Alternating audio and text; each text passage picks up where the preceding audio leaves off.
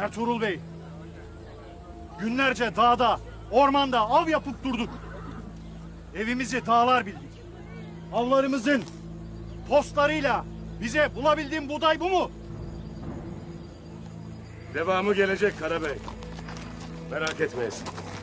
Hele bir soluklanalım, konuşuruz, sabredin. Daha ne kadar sabredeceğiz beyim? Artık bıçak kemiğe dayanmıştır.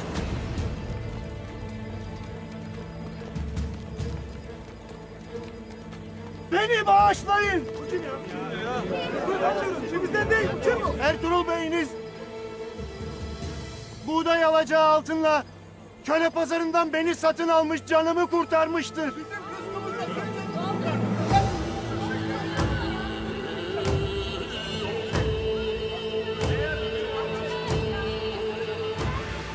Lakin ben bu iyiliğin altında kalmam.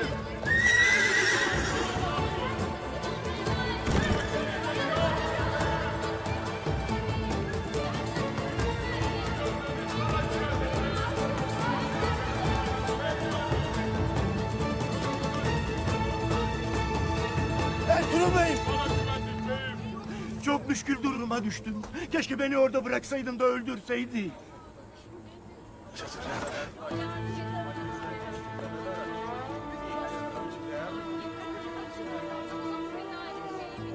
Duyduklarımız doğru mu Ertuğrul Bey? Bu kefer için rızkımızı, babamızın rızkını mı verdin? Artık tahammülümüz kalmamıştır. Gaza için, fethi için düştüğümüz yollarda halimiz nice olmuştur. Lakin sen hala sabır dersin. Ağzından da başka laf işitmez olduk. Artık ne edeceğimizi bilmek isteriz. Tez bu gece toy isteriz Ertuğrul Bey.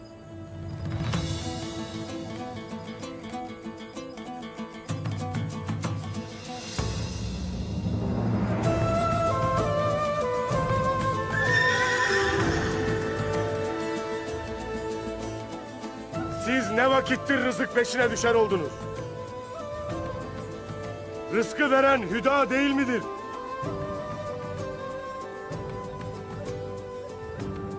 Haçaturyan Tanrı misafiridir.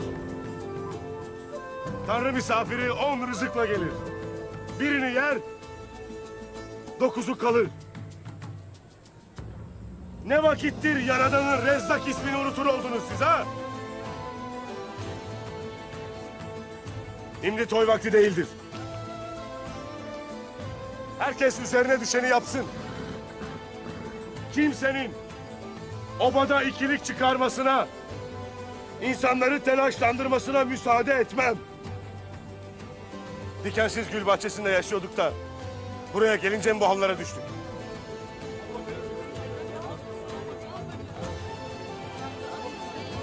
Şimdi toy vakti değildir. Diyecek başka sözüm yoktur.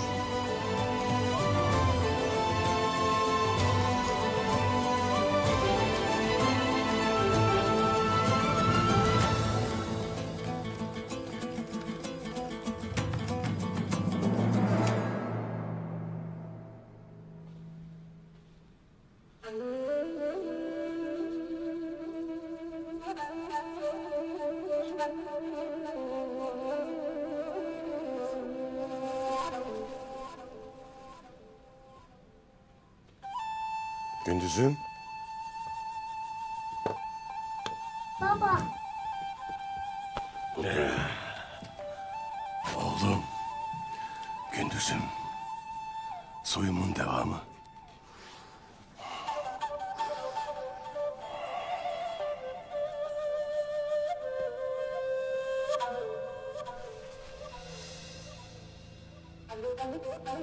Oğul.